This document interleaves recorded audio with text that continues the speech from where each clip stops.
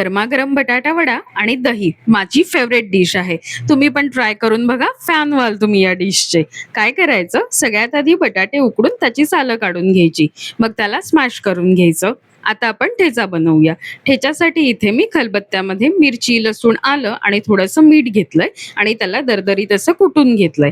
नंतर एका डावमध्ये तेल गरम केलं, त्याच्यामध्ये 4 मेथीचे दाणे, मोहरी, हिंग, हळद, कढीपत्ता आणि तयार ठेचा टाकला आणि ही गरमागरम फोडणी मी उकडलेल्या बटाट्यांवरती टाकली. मग चवीनुसार मीठ आणि भरपूर सारी कोथिंबीर टाकली. सगळं नीट मिक्स करून घेतलं. आपलं वड्याचं मिश्रण तयार आहे. आता एका साईडला वडे तळण्यासाठी तेल गरम करत ठेवूया.